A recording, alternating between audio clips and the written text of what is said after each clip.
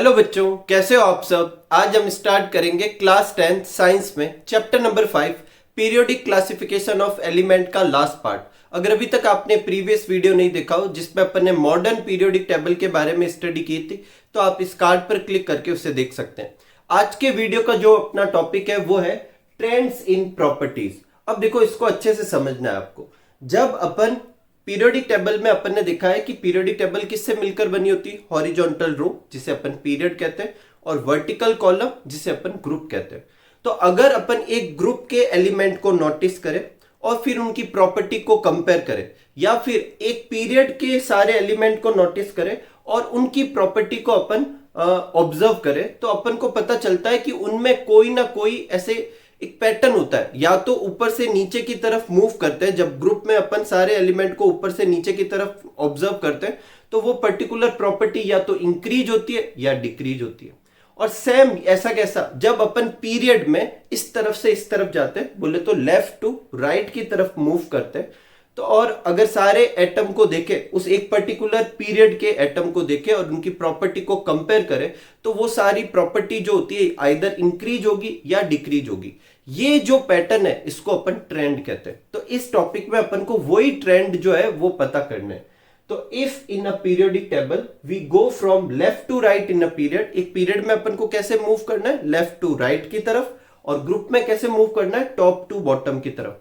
Move करने का मतलब सारे एलिमेंट को देखते जाना है और उनकी प्रॉपर्टी को कंपेयर करना है। जिस भी प्रॉपर्टी की अपन बात करेंगे, then there is a definite order of increment और डिक्रीमेंट। या तो उस तरफ जाने पर वो प्रॉपर्टी जो होगी इंक्रीज होती जाएगी या डिक्रीज होती जाएगी, कुछ केस में सेम भी रहेगी। ठीक है, इंक्रीमेंट और decrement in property of element. अब कौन कौन सी ऐसी प्रॉपर्टी है, वैलेंसी है, एटॉमिक साइज है, इलेक्ट्रोपॉजिटिव कैरेक्टर है, इलेक्ट्रोनेगेटिव कैरेक्टर है, मेटेलिक प्रॉपर्टी है, नॉन मेटेलिक प्रॉपर्टी है। हायर क्लासेज में आपको इलेक्ट्रोनेगेटिविटी के बारे में, आयनाइजेशन एंथैल्पी के बारे में, इलेक्ट्रॉन गेन एंथैल्पी के बारे में, इनके बारे में भी समझाया जाता है।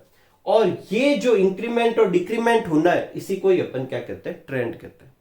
अपने चैप्टर में अपन किस किस का ट्रेंड लर्न करना है, एक करना है वैलेंसी का, एक एटॉमिक साइज का, और एक मेटेलिक और नॉन मेटेलिक प्रॉपर्टी का। कोई तकलीफ नहीं। अब बात आती है वैलेंसी पे। तो अपनी बुक में कोई स्पेसिफिक डेफिनेशन नहीं लिखी हुई वैलेंसी की, सिर्फ इतना लिखा हुआ है कि वैलेंसी जो होती है आउटर मोस्ट सेल में जो इलेक्ट्रॉन है उनसे निकाली जाती है, बोले तो वैलेंस इलेक्ट्रॉन से निकाली जाती है। मैं आपको दो डेफिनेशन बताता हूं। एक डेफिनेशन छोटी है जो लिखने के काम आएगी, और एक डेफिनेशन से अपन वैलेंसी फाइंड करेंगे। ठीक है, तो the valency of an element show it's combining capacity with other element. एक किसी एलिमेंट की जो वैलेंसी होती है वो ये बताता है कि वो और कितने एलिमेंट के साथ क्या कर सकता है, कंबाइन कर सकता है। मान लो किसी एलिमेंट का एक एटम 3 और एटम के साथ जुड़ सकता है, तो उसकी वैलेंसी 3 हो जाएगी। अगर कोई एटम 4 अदर एलिमेंट के साथ जुड़ सकता है तो उसकी वैलेंसी 4 हो जाएगी। जैसा कि अपन ने कार्बन वाले चैप्टर में देखा था, कार्बन एक टेट्रावैलेंट होता है, तो वो 4 और एटम के साथ जुड़ सकता है। ठीक है, it is determined by the number of valence electron. और कितने से वो जुड़ पाएगा ये अपन कैसे बताएंगे, वैलेंस इलेक्ट्रॉन से बता पाएंगे। और वैलेंस इलेक्ट्रॉन अपन कैसे पता करते हैं, इलेक्ट्रॉनिक कॉन्फ़िगरेशन से, वो अपन ने प्रीवियस वीडियो में देखे भी थे। अब क्वेश्चन उठता है कि इनको कंबाइन होना ही क्यों है। तो देखो, इसको समझने पर आपको ये भी पता चल जाएगा कि वैलेंसी कितनी कितनी आएगी। तो देखो, किसी एटम को किसी और एटम के साथ कंबाइन इसलिए होना होता है कि वो अपना आउटर मोस्ट सेल जो है उस सेल में क्या करना चाहता है, या तो उसको पूरी तरह से फिल कर देना चाहता है, जितना उसमें भर सकते हैं उतना भर देना चाहता है, या फिर उसमें 8 इलेक्ट्रॉन कर देना चाहता है। क्या कर देना चाहता है, 8 इलेक्ट्रॉन। और ये करने के लिए या तो वो किसी को इलेक्ट्रॉन दे देगा, या किसी से इलेक्ट्रॉन लेगा, या इलेक्ट्रॉन की शेयरिंग करेगा। अब कितने इलेक्ट्रॉन देगा, कितने इलेक्ट्रॉन शेयर करेगा, या कितने इलेक्ट्रॉन गेन करेगा, वो ही वैलेंसी कहलाएगी। तो वैलेंसी की एक डेफिनेशन ये भी होती है, valency is the number of electron. और कौन से number of electron, which is shared, gain और लूज टू कंप्लीट ऑक्टेट। मतलब उस आउटर मोस्ट सेल में 8 इलेक्ट्रॉन करना, या उसे कंप्लीट करने के लिए जितने इलेक्ट्रॉन लेने पड़े, देने पड़े या शेयर करने पड़े, उससे ही क्या कहते हैं, वैलेंसी। कैसे, इसको समझते हैं। देखो, जैसे अपन ने प्रीवियस वीडियो में देखा था, हाइड्रोजन एटॉमिक नंबर क्या होता है, 1। इलेक्ट्रॉनिक कॉन्फ़िगरेशन क्या होता है 1 और वैलेंस इलेक्ट्रॉन कितने होते हैं 1। ये मैं सब समझा चुका हूं तो इसलिए मैं वापस नहीं समझाता, मैं सीधा वैलेंसी पे मूव करता हूं। ठीक है, आप प्रीवियस वीडियो चेक करें, मैंने उधर अच्छे से समझा है। तो देखो इसके आउटर मोस्ट सेल में कितना है 1 इलेक्ट्रॉन। अब हाइड्रोजन जो है उसमें सिर्फ एक ही सेल है, ये सेल, और फर्स्ट सेल में ज्यादा से ज्यादा कितने इलेक्ट्रॉन फिल कर सकते हैं 2। हाइड्रोजन चाहता है कि ये वाला जो सेल है वो पूरी तरह से भर जाए, तो इसके पास अभी कितने इलेक्ट्रॉन है 1। अगर ये पूरा भरना चाहता है तो कितने और इलेक्ट्रॉन चाहिए, इसको 1 और चाहिए। तो ये कितने इलेक्ट्रॉन गेन करेगा, 1 इलेक्ट्रॉन गेन करेगा। तो एक तो इसके पास है, ये 1 और गेन करेगा, इसलिए इसकी वैलेंसी कितनी हो जाएगी 1। जितने इलेक्ट्रॉन गेन करे या जितने इलेक्ट्रॉन लूज करे या जितने इलेक्ट्रॉन शेयर करे उसे ही वैलेंसी कहते हैं। तो इसकी वैलेंसी 1 आ गई। हीलियम, हीलियम जो है उसका कॉन्फ़िगरेशन है 2। उसके आउटर मोस्ट सेल में कितने इलेक्ट्रॉन है 2। हीलियम के केस में ये जो फर्स्ट सेल है इसमें 2 इलेक्ट्रॉन है और यही एक सेल है इसमें, और आप सबको पता है फर्स्ट सेल में 2 इलेक्ट्रॉन भर सकते हैं। तो इसका ये जो सेल है वो कंप्लीटली फिल्ड है, और कंप्लीटली फिल्ड है तो ना तो इलेक्ट्रॉन गेन करेगा, ना लूज करेगा, ना शेयर करेगा, इसलिए इसकी वैलेंसी कितनी हो जाएगी 0। बात आती है लिथियम की। लिथियम का कॉन्फ़िगरेशन होता है 2,1। वैलेंस इलेक्ट्रॉन कितने होते हैं इसमें 1, और 1 वैलेंस इलेक्ट्रॉन है अगेन। अब देखो इस लिथियम के केस में एक और सेल आ गई। अब इस सेल में 8 इलेक्ट्रॉन करना चाहता है, या तो इसके पास 2 तरीके हैं। इस वाली सेल में जो आउटर मोस्ट सेल है इसमें 1 इलेक्ट्रॉन है, ये किसी से 7 इलेक्ट्रॉन लेकर 8 कर ले, या ये 1 इलेक्ट्रॉन लूज कर दे। जैसे ही इलेक्ट्रॉन लूज करेगा अब आउटर मोस्ट सेल कौन सी हो जाएगी ये, और उसमें पहले से ही 2 है, पूरी तरह से भरी हुई है। तो कौन सा आसान तरीका है, 7 इलेक्ट्रॉन गेन करना या 1 लूज करना। आंसर आपको पता है 1 लूज करना। तो इसने कितने इलेक्ट्रॉन लूज किए 1, इसलिए इसकी वैलेंसी भी कितनी हो जाएगी 1। बेरिलियम के केस में आउटर मोस्ट सेल में 2 इलेक्ट्रॉन होते हैं, इसके पास भी 2 ऑप्शन है, या तो ये किसी से 6 इलेक्ट्रॉन ले ले और 8 कर ले, या ये 2 इलेक्ट्रॉन खाली कर दे। ठीक है, तो 2 इलेक्ट्रॉन खाली करेगा, इसलिए इसकी वैलेंसी भी कितनी हो जाएगी 2। ठीक है, जो मैं फिर रिपीट कर रहा हूं, जितने इलेक्ट्रॉन गेन करेगा वो भी वैलेंसी, जितने इलेक्ट्रॉन लूज करेगा वो भी वैलेंसी, या शेयर करेगा वो वैलेंसी, और हर एटम इन तीनों में से कोई एक ही मोड करेगा जो आसान रहेगा उसके लिए। बोरॉन के केस में आउटर मोस्ट सेल में कितने 3, या तो ये किसी से 5 ले, 5 और 3 8 हो जाएंगे, या ये 3 खाली कर दे। कौन सा आसान रहेगा, 3 लूज कर दे, कम काम करना पड़ रहा है, तो ये 3 लूज करेगा, इसलिए इसकी वैलेंसी 3। कार्बन के केस में आउटर मोस्ट सेल में 4 है, तो ना तो ये 4 इलेक्ट्रॉन लूज कर पाएगा ना 4 इलेक्ट्रॉन गेन कर पाएगा। और ऐसा क्यों नहीं कर पाएगा, ऐसा मैंने चैप्टर नंबर 4 में बताया था, जिसको पता हो कमेंट सेक्शन में लिख के बताया मुझे। ठीक है, तो ये 4 इलेक्ट्रॉन की शेयरिंग करेगा, जो भी है 4 इलेक्ट्रॉन की शेयरिंग कर रहा है, तो इसकी वैलेंसी कितनी हो जाएगी 4। नाइट्रोजन, नाइट्रोजन के आउटर मोस्ट सेल में कितने 5। अब देखो इसके पास 2 तरीके, या तो ये 5 लूज करे या 3 गेन करे। इस बार कौन सा आसान रहेगा, 3 गेन करना। 5 और 3 8 हो जाएंगे, इसलिए इसकी वैलेंसी 3 कहलाएगी, ना कि 5। ऑक्सीजन के आउटर मोस्ट में 6 है, तो ये 2 इलेक्ट्रॉन गेन करेगा, इसलिए वैलेंसी 2।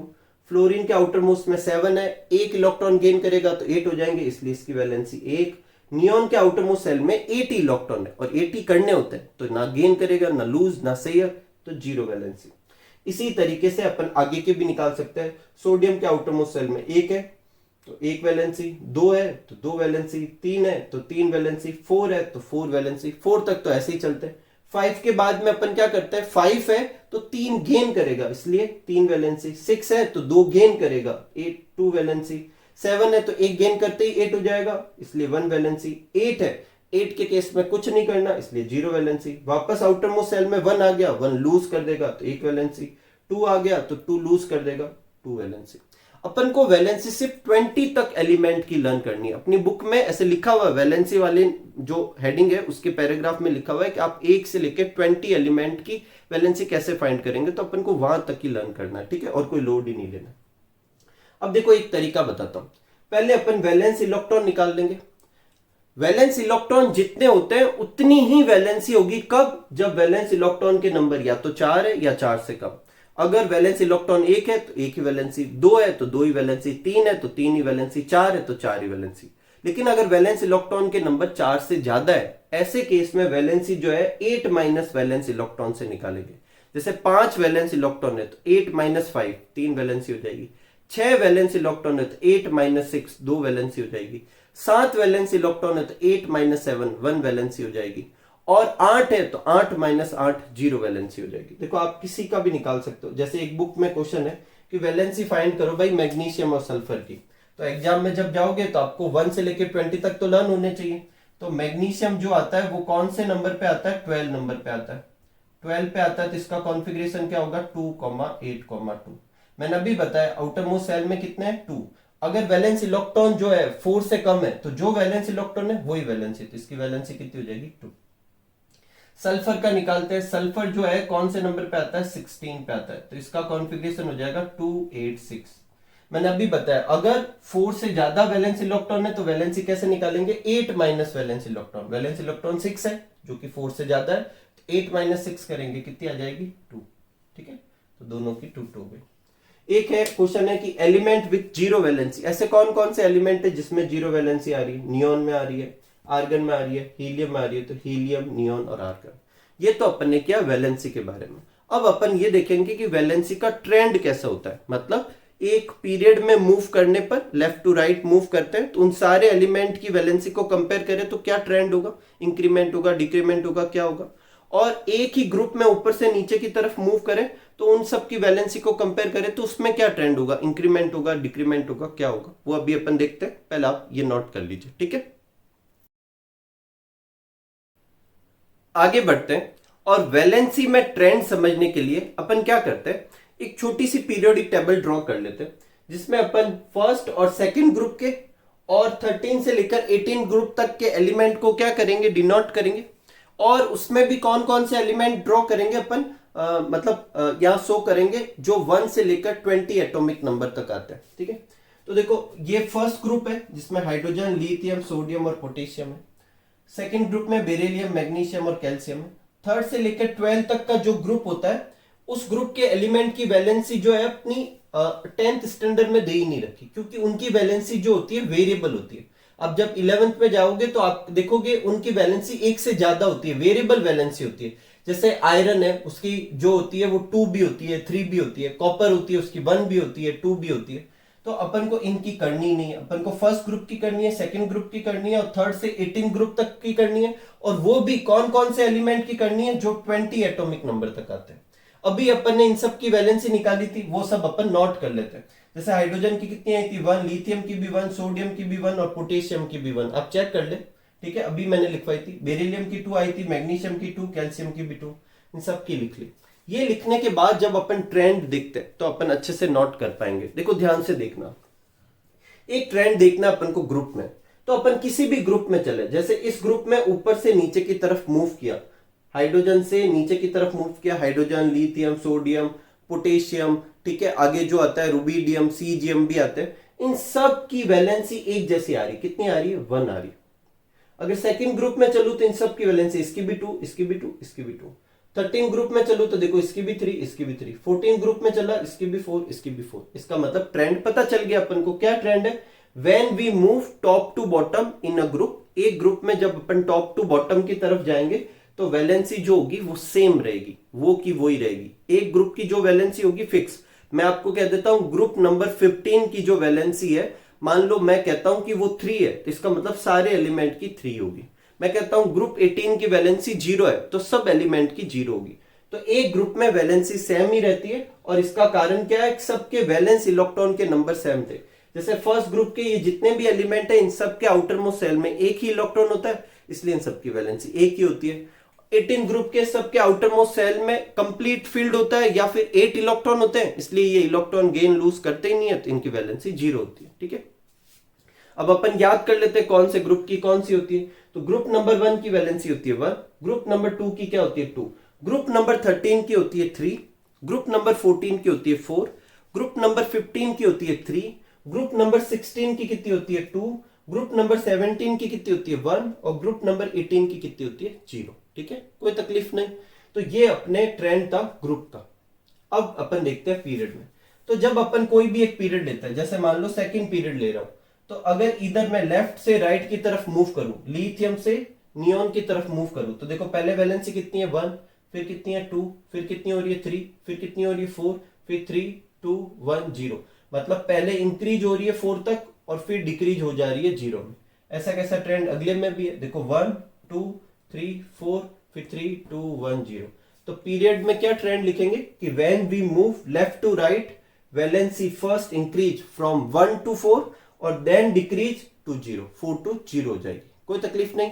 तो ये अपने था वैलेंसी के बारे में और वैलेंसी का ट्रेंड था कि ग्रुप में क्या ट्रेंड रहता है, पीरियड में क्या ट्रेंड रहता है, अपन ने उसका कारण भी देखा। यहाँ कारण क्या है, इलेक्ट्रॉनिक कॉन्फ़िगरेशन, ठीक है। तो आप ये नोट कर लीजिए, फिर अपन अगली पीरियोडिक प्रॉपर्टी स्टडी करते हैं जो कि है एटॉमिक साइज, ठीक है। आगे बढ़ते हैं और नेक्स्ट प्रॉपर्टी लेते हैं जो कि है अपनी एटॉमिक साइज। तो सबसे पहले अपन देखते हैं कि एटॉमिक साइज होती क्या है। तो देखो सपोज करो कि ये एक एटम है, जो ये ग्रीन डॉट है ये उसका न्यूक्लियस है। एक्चुअल में अगर मैं इतना एटम ड्रॉ करता हूं तो न्यूक्लियस तो इससे भी छोटा होगा, ग्रीन ये जो डॉट लगा है इससे भी काफी छोटा होगा, लेकिन अपन को शो करना होता है इसलिए थोड़ा तो लगाते हैं। तो ये इसका न्यूक्लियस है और ये इसके एनर्जी सेल है, ये फर्स्ट सेल है और ये सेकंड सेल है और सेकंड सेल ही इसका लास्ट सेल है इस पर्टिकुलर एटम का, और उसमें इलेक्ट्रॉन मूव कर रहा है। तो एटम की साइज क्या होगी, उसके न्यूक्लियस से इस आउटर मोस्ट सेल के जो इलेक्ट्रॉन है इसके बीच की जो डिस्टेंस होगी उसको क्या कहेंगे, एटॉमिक साइज। तो एटॉमिक साइज कैसे निकाली जाती है, distance between nucleus and outermost shell, उसे अपन क्या कहेंगे, एटॉमिक साइज। इसे एटॉमिक रेडियस भी कह सकते हैं। ये ऐसा है जैसे सर्कल के सेंटर से बाउंड्री तक गया और सर्कल के सेंटर से बाउंड्री तक जाते हैं तो उसको क्या कहते हैं, रेडियस ही कहते हैं। तो the atomic size means radius of atom. It is the distance between the centre of the nucleus, nucleus के सेंटर से आउटर मोस्ट सेल जो होता है वहां तक की डिस्टेंस, और एक्यूरेटली बोलूं तो आउटर मोस्ट सेल के इलेक्ट्रॉन जहां पर रिवॉल्व कर रहा है वहां तक की डिस्टेंस को क्या कहते हैं, एटॉमिक साइज कहते हैं, ठीक है। आइसोलेटेड एटम का मतलब है उस समय वो एटम किसी और के साथ इलेक्ट्रॉन लेना देना नहीं किया हुआ हो, ठीक है, वो एक ही एटम की स्टडी कर रहे हैं। अब अपन देखते हैं कि एटॉमिक साइज किस किस से चेंज हो सकती है, ठीक है। तो दो चीजों से एटॉमिक साइज चेंज हो सकती है।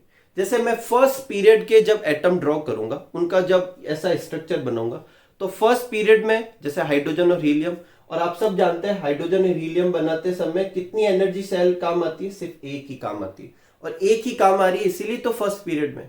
जब सेकंड पीरियड वाले एलिमेंट का ऐसा डायग्राम बनाएंगे तो कितने अपन को सेल बनानी पड़ेगी, 2। जैसे ही दूसरी सेल बनाऊंगा देखो इसकी साइज बड़ी हो गई। जब थर्ड पीरियड वालों को ड्रॉ करना होगा तो कितने ऐसे बनानी पड़ेगी, 3। इसका मतलब एक तो साइज जो होती है वो चेंज होती है किसके साथ, नंबर ऑफ सेल के साथ। अगर एक सेल है तो साइज छोटी होगी, 2 सेल है तो साइज और बड़ी होगी, 3 सेल बनूंगा तो साइज और बड़ी होगी, 4 सेल बनूंगा तो साइज और बड़ी होगी, ऐसे कैसे 7 सेल बनूंगा तो और बड़ी हो जाएगी, ठीक है।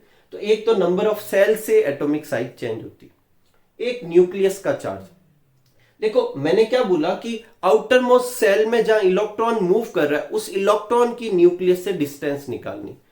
ये अगर मैं चार्ज बढ़ा दूं तो ये इलेक्ट्रॉन को अपनी तरफ और खींचेगा, तो इलेक्ट्रॉन जहां मूव कर रहा था उससे थोड़ा अंदर आ जाएगा, थोड़ा अंदर आ जाएगा तो ये गैप थोड़ा कम हो जाएगा तो डिक्रीज हो जाएगी। तो एक तो चेंज होती है atomic size number of shell से, और एक ये एटॉमिक साइज चेंज होती है न्यूक्लियर चार्ज से। सेल से कैसे चेंज होती है, सेल से कुछ इस तरीके से चेंज होती है कि जितनी ज्यादा सेल होगी उतने ज्यादा एटॉमिक साइज होगी, मतलब सेल बढ़ती जाएगी एटॉमिक साइज बढ़ती जाएगी। और न्यूक्लियर चार्ज से कैसे चेंज होगी, न्यूक्लियस का चार्ज ज्यादा होगा तो वो इलेक्ट्रॉन को अपनी तरफ और तेजी से खींचेगा, क्योंकि न्यूक्लियस में पॉजिटिव चार्ज होता है, क्योंकि प्रोटॉन होते हैं, और इलेक्ट्रॉन जो होता है वो नेगेटिव चार्ज होता है, तो उसको जितना खींचेगा, ये न्यूक्लियस है मान लो और ये इलेक्ट्रॉन, तो इसकी तरफ जाएगा तो साइज छोटी होती जाएगी, ठीक है। अब अपन ट्रेंड समझते हैं। पहले लेते हैं पीरियड। अपन सेकंड पीरियड से समझते, देखो सेकंड पीरियड में क्या, लिथियम, बेरिलियम, बोरॉन, कार्बन और नाइट्रोजन। क्योंकि ये सेकंड पीरियड है तो इन सब में 2 सेल बनानी है अपन को, 1 2, इसमें भी 2, इसमें भी 2, इसमें भी 2, इसमें भी 2, ठीक है, कोई तकलीफ नहीं। अब लिथियम जो है वो 3rd नंबर पे आता है। अपन याद करते हैं ना, हाइड्रोजन, हीलियम, लिथियम 3 नंबर पे आता है, तो उसमें प्रोटॉन कितने होंगे, 3। इसका मतलब न्यूक्लियस का चार्ज कितना है, प्लस का 3। बेरिलियम कौन से नंबर पे आता है, 4th नंबर पे आता है, तो उसमें प्रोटॉन कितने होंगे, 4, तो उसके न्यूक्लियस का चार्ज कितना है, +4। बोरॉन 5वें नंबर पे आता है तो न्यूक्लियस का चार्ज +5। कार्बन 6ठे नंबर पे आता है तो उसके न्यूक्लियस का चार्ज +6। नाइट्रोजन 7th नंबर पे आता है तो उसके न्यूक्लियस का चार्ज 7। इसका मतलब जैसे जैसे अपन एक पीरियड में आगे की तरफ बढ़ते जाते हैं न्यूक्लियस का चार्ज बढ़ता जा रहा है, और सेल तो उतनी की उतनी रह रही है, क्योंकि एक पीरियड के सारे एलिमेंट में सेल सेम ही रहती है। जैसे ये सेकेंड पीरियड के तो सब में 2 सेल ही है। अब जैसे जैसे न्यूक्लियस का चार्ज बढ़ता जाएगा, अभी अपन ने ऊपर क्या लिखा था कि न्यूक्लियस का चार्ज जो होता है इलेक्ट्रॉन को अंदर की तरफ खींचता है, तो न्यूक्लियस का चार्ज बढ़ने पर साइज घटती है। तो लेफ्ट टू राइट जाने पर एक पीरियड में न्यूक्लियस का चार्ज बढ़ने की वजह से साइज क्या होती जाएगी, छोटी होती जाएगी। ठीक है, ये साइज क्या होती जाएगी, छोटी। तो ट्रेंड क्या हो गया एटॉमिक साइज का पीरियड के अंदर, when we move from left to right in a period, atomic size जो होती है वो क्या होती है, डिक्रीज होती है। और इसका कारण क्या है कि जब अपन लेफ्ट टू राइट जाते हैं तो नंबर ऑफ सेल तो सेम रहती है। अब जिस पीरियड में जाओगे, जैसे 6th पीरियड में जाओगे तो नंबर ऑफ सेल कितनी रहेगी, 6 ही रहेगी। अब 5th पीरियड में ऐसे देखोगे तो नंबर ऑफ सेल कितनी रहेगी, 5 ही रहेगी। अब 4th पीरियड में जाओगे तो नंबर ऑफ सेल कितनी रहेगी, 4 ही रहेगी। लेकिन न्यूक्लियस का चार्ज बढ़ता जाएगा, और न्यूक्लियस का चार्ज बढ़ता जाएगा तो साइज क्या होती जाएगी, छोटी होती जाएगी। अगर सेकंड पीरियड के एलिमेंट लूं, lithium, beryllium, boron, carbon, nitrogen, oxygen, fluorine, और इस तरफ से इस तरफ जाऊं, बोले तो लेफ्ट टू राइट जाऊं, तो साइज कम होगी। इसका मतलब सबसे ज्यादा साइज किसकी होगी, लिथियम की, फिर बेरिलियम, फिर बोरॉन, फिर कार्बन, फिर नाइट्रोजन, फिर ऑक्सीजन, फिर फ्लोरीन। थर्ड पीरियड का अरेंज करूं तो थर्ड पीरियड में होते हैं sodium, magnesium, aluminium, silicon, phosphorus, sulphur और क्लोरीन। तो इससे इस तरफ जाने पर घटेगी, तो सबसे बड़ी साइज सोडियम की इस पीरियड में, ठीक है। फिर मैग्नीशियम, फिर एल्यूमिनियम, फिर सिलिकॉन, फास्फोरस, सल्फर और क्लोरीन। कोई तकलीफ नहीं। अब यही ट्रेंड देखते हैं ग्रुप में। तो देखो, एक ग्रुप के एलिमेंट लेता हूं, जैसे अपन ने फर्स्ट ग्रुप के लिया लिथियम 2,1, तो कितनी सेल है, 2 सेल है। फिर सोडियम 2,8,1, तो कितनी सेल ड्रॉ करनी पड़ेगी, 3 सेल। फिर पोटेशियम 2,8,8,1, तो कितनी सेल करनी पड़ेगी, 4। यहाँ 2 सेल ड्रॉ की थी, या 3 या 4, तो देखो अपना भी साइज बड़ी होती जा रही है। और साइज बड़ी होने का कारण क्या है, जैसे जैसे नीचे की तरफ मूव करेंगे एक एक सेल जुड़ती जाएगी। पहली लाइन का जो ग्रुप का जो एलिमेंट होगा उसमें 1 सेल, दूसरे में 2 सेल, फिर 3 सेल, फिर 4 सेल, फिर 5, ऐसे बढ़ती जाएगी। तो क्या होगा ग्रुप में, क्या होगा, as we move from top to bottom, atomic size क्या होती है, इंक्रीज। और साइज इंक्रीज होने का कारण है जैसे जैसे अपन ऊपर से नीचे की तरफ मूव करते हैं, सेल के नंबर क्या होती जाती है, इंक्रीज होती जाती है। और सेल जुड़ती जाएगी तो साइज बड़ी होगी, एकदम सिंपल। अपन को फर्स्ट और सेकंड ग्रुप का ध्यान रखना है। फर्स्ट ग्रुप में कौन से आते हैं, lithium, sodium, potassium, rubidium, caesium. ऊपर से नीचे जाने पर साइज बढ़ती है, इसका मतलब लिथियम की इस ग्रुप में सबसे छोटी होगी, उससे बड़ी होगी सोडियम की, फिर पोटेशियम, फिर रुबिडियम और फिर सीजियम की। ऐसे कैसे सेकेंड ग्रुप है बेरिलियम, मैग्नीशियम, कैल्शियम, स्ट्रोंशियम और बेरियम। इस ग्रुप में भी ऊपर से नीचे जाने पर क्या होगी, साइज बढ़ेगी। तो इसका मतलब सबसे छोटी इस ग्रुप में किसकी है, बेरिलियम की, और सबसे बड़ी किसकी हो जाएगी, बेरियम की। कोई तकलीफ नहीं। तो अपन को ट्रेंड पता चल गया एटॉमिक साइज का। एटॉमिक साइज का ट्रेंड क्या है, पीरियड में लेफ्ट टू राइट जाने पे घटता है, और ग्रुप में ऊपर से नीचे जाने पे बढ़ता है। कोई तकलीफ नहीं। और जो एग्जांपल मैंने बताया, यहाँ पर ये 2 पीरियड का याद रखना है, और यहाँ पर इन 2 ग्रुप का याद रखना है, और आपको कोई लोड ही नहीं लेना है। अब अगला जो होगा वो अपना होगा मेटेलिक और नॉन मेटेलिक प्रॉपर्टी। उससे पहले अपनी बुक में एक क्वेश्चन है कि आप पीरियोडिक टेबल बनाकर मेटल, नॉन मेटल और मेटलॉइड की पोजीशन को शो करें। तो अपन को ऐसे 18 ग्रुप बना देना, फिर एक जिगजैग लाइन बनानी है, और याद रखनी है जिगजैग लाइन कहां से स्टार्ट हो रही है, यहां से, एग्जैक्ट यहीं से करनी है। और इसके पास के एलिमेंट भर लेने, कौन कौन से, boron, silicon, germanium, arsenic, antimony, tellurium और पोलोनियम, ये जो ब्लैक कलर से लिखे हुए हैं, ठीक है, जिगजैग लाइन। ये सारे तो है मेटलॉइड्स। इस तरफ वाले सारे मेटल, और इस तरफ सारे क्या होंगे, नॉन मेटल। तो अपन ने शो कर देंगे, टेबल बना देंगे, परफॉर्मा, जिगजैग लाइन शो कर देंगे, ये एलिमेंट याद करेंगे, इसको ऊपर फिल कर देंगे। ये तो हो गए मेटलॉइड्स, जिसमें मेटल नॉन मेटल दोनों की प्रॉपर्टी होगी। इस तरफ सारे मेटल, और इस तरफ सारे क्या हो जाएंगे, नॉन मेटल। कुछ कुछ एग्जांपल याद रखने, इस तरफ वाले सारे तो याद नहीं करने, कुछ याद कर लिए, जैसे lithium, sodium, potassium, beryllium, magnesium, calcium, ये सब मेटल के काम आ जाएंगे। Carbon, nitrogen, oxygen, phosphorus, sulphur, fluorine, chlorine, helium, neon, argon, ये सब जो इधर वाले दिख रहे हैं, ये सब नॉन मेटल के हो जाएंगे, और ये मेटलॉइड्स के। इन तीनों के जितने एग्जांपल यहाँ लिखा है वो याद कर ले। और एक क्या पता होना चाहिए, ऐसी पीरियोडिक टेबल बनाकर ये जिगजैग लाइन किस पोजीशन पे है, उस पे कौन कौन से एलिमेंट है वो अच्छे से याद होने चाहिए। इस रो के इस तरफ वाले सारे मेटल, इस तरफ वाले सारे नॉन मेटल, और इसके ऊपर जिगजैग लाइन के ऊपर जो ये सारे एलिमेंट आ रहे हैं, ये कौन से, मेटलॉइड्स। अब मेटल और नॉन मेटल प्रॉपर्टी क्या होती है, उसका ट्रेंड क्या होता है, वो अभी अपन समझते हैं। पहले आप इसको नोट कर लीजिए, ठीक है।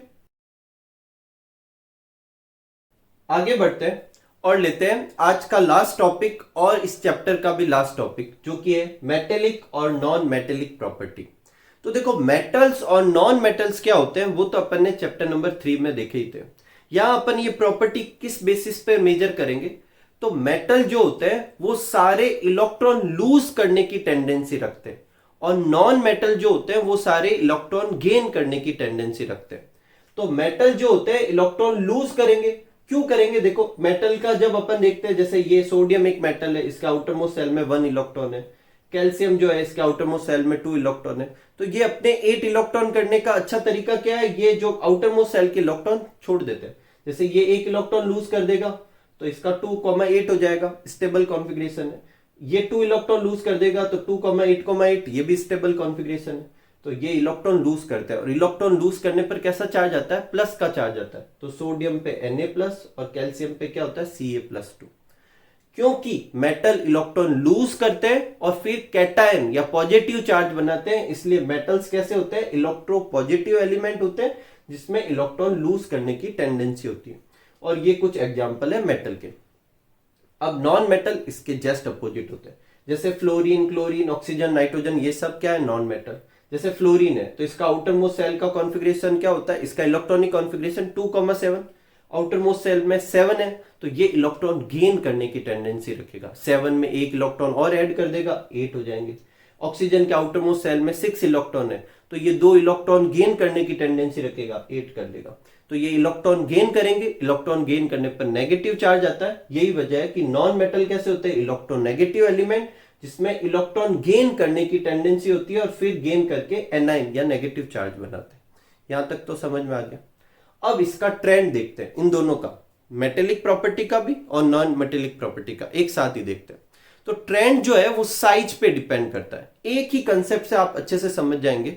साइज जितनी बड़ी होगी इलेक्ट्रॉन लूज करना उतना ही आसान होगा, और साइज बड़ी होगी तो इलेक्ट्रॉन लूज करना आसान होगा, तो ज्यादा टेंडेंसी क्या होगी? मेटेलिक प्रॉपर्टी की। और साइज छोटी होगी तो इलेक्ट्रॉन लूज करना मुश्किल होगा, इलेक्ट्रॉन गेन करना आसान होगा। ऐसे केस में कौन सी प्रॉपर्टी होगी? Non metallic. तो समझते हैं। देखो पहले अपन देखते हैं ट्रेंड इन पीरियड।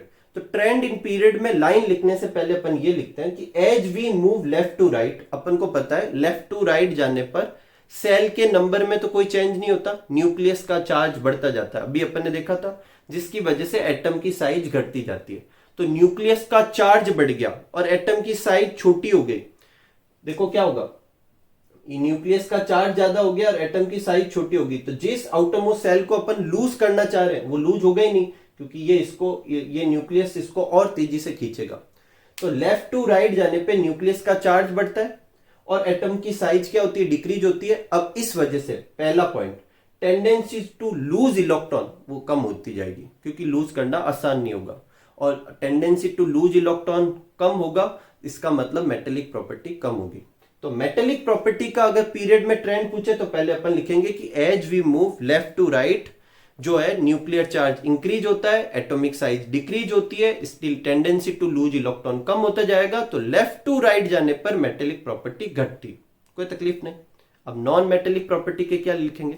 ये की यही लाइन है कि as we move left to right जो होगा न्यूक्लियस का चार्ज बढ़ता है और एटम का साइज छोटा होता जाएगा। छोटा होता जाएगा तो इलेक्ट्रॉन निकालना तो मुश्किल होगा पर जोड़ना आसान हो जाएगा। Tendency to gain electron increase होगा। यही वजह है कि नॉन मेटेलिक प्रॉपर्टी इंक्रीज होती है। वापस रिपीट करता हूं, लेफ्ट टू राइट जाने पर मेटेलिक प्रॉपर्टी डिक्रीज होती है, लेफ्ट टू राइट जाने पर नॉन मेटेलिक प्रॉपर्टी इंक्रीज होती है। और दोनों का कारण सेम नहीं है, चाहे मेटेलिक प्रॉपर्टी के डिक्रीज होने का और नॉन मेटेलिक प्रॉपर्टी के इंक्रीज होने का कारण क्या है कि इस तरफ जाने पर न्यूक्लियस का चार्ज बढ़ता है और एटम का साइज घटता है, जो मेटेलिक प्रॉपर्टी को तो फेवर नहीं करेगा, नॉन मेटेलिक प्रॉपर्टी को फेवर करेगा। अब एग्जांपल लेते हैं। जैसे ये थर्ड पीरियड है, sodium, magnesium, aluminium, silicon, phosphorus, sulphur और क्लोरीन। अगर इन्हें मेटेलिक प्रॉपर्टी के हिसाब से अरेंज करना हो तो इससे इस तरफ जाने पर मेटेलिक प्रॉपर्टी, अभी अपन ने लिखा है मेटेलिक प्रॉपर्टी क्या होती है? डिक्रीज होती है। इसका मतलब सबसे ज्यादा होगी सोडियम की, फिर मैग्नीशियम, फिर एल्यूमिनियम, फिर सिलिकॉन, फिर फास्फोरस, फिर सल्फर और क्लोरीन। इस लाइन में सबसे ज्यादा मेटेलिक प्रॉपर्टी इसकी और सबसे कम इसकी। अगर नॉन मेटेलिक प्रॉपर्टी के हिसाब से अरेंज करना है इस लाइन को तो क्या लिखा? नॉन मेटेलिक प्रॉपर्टी तो इंक्रीज होती है। इसका मतलब सबसे कम होगी सोडियम की, उससे ज्यादा मैग्नीशियम की, उससे ज्यादा एल्यूमिनियम की, उसकी ज्यादा सिलिकॉन की, उसकी ज्यादा फास्फोरस, फिर सल्फर और फिर क्लोरीन। सही मायने में देखा जाए तो इसमें ये पीछे के 3 एलिमेंट नॉन मेटल है, आगे के 3 एलिमेंट मेटल है, और ये जो बीच वाला क्या है, मेटलॉइड्स है। तो पीरियड में ट्रेंड समझ में आ गया। अब बात आती है ग्रुप की। तो अपन को पता है कि जब ऊपर से नीचे जाते हैं तो न्यूक्लियर का चार्ज जो होता है कम होता जाता है, क्योंकि इलेक्ट्रॉन न्यूक्लियस से दूर होता जाता है, एटम का साइज जो होगा बड़ा होता जाएगा, और जैसे जैसे एटम का साइज बड़ा होगा तो आउटर मोस्ट सेल और दूर हो जाएगा, तो उसे और दूर करना बोले तो एटम से बाहर निकालना आसान होगा। साइज बड़ी होगी तो इलेक्ट्रॉन को निकालना आसान है, इसका मतलब मेटेलिक प्रॉपर्टी बढ़ेगी। तो ऊपर से नीचे जाने पर साइज बढ़ती है, और साइज बढ़ने की वजह से इलेक्ट्रॉन लूज करने की टेंडेंसी बढ़ती है। इसकी वजह से ऊपर से नीचे जाने पर मूव टॉप टू बॉटम पे मेटेलिक प्रॉपर्टी इंक्रीज होगी, नॉन मेटेलिक प्रॉपर्टी उल्टा होगा। क्या लिखेंगे कि भाई ऊपर से नीचे जाने पे टॉप टू बॉटम की तरफ जाएंगे तो साइज बड़ी होगी, साइज बड़ी होगी तो इलेक्ट्रॉन गेन करने की टेंडेंसी कम हो जाएगी, इसका मतलब नॉन मेटेलिक प्रॉपर्टी डिक्रीज होती है। वापस रिपीट कर देता हूं, लेफ्ट टू राइट जाने पर मेटेलिक प्रॉपर्टी घटती है, नॉन मेटेलिक प्रॉपर्टी बढ़ती है। टॉप टू बॉटम जाने पर मेटेलिक प्रॉपर्टी बढ़ती है, और टॉप टू बॉटम जाने पर नॉन मेटेलिक प्रॉपर्टी घटती है। ठीक है, कोई तकलीफ नहीं। जैसे अपन एक एग्जांपल लेते हैं, अगर एक ही लाइन के लिए lithium, sodium, magnesium, sorry potassium, ठीक है, फिर कैल्शियम, अगर इनको अरेंज करूं तो sorry potassium, lithium, sodium, potassium, rubidium, caesium, ये आएगा। ठीक है, अगर इनको मैं अरेंज करता हूं तो इनमें सबसे ज्यादा मेटेलिक प्रॉपर्टी किसकी होगी, इसकी।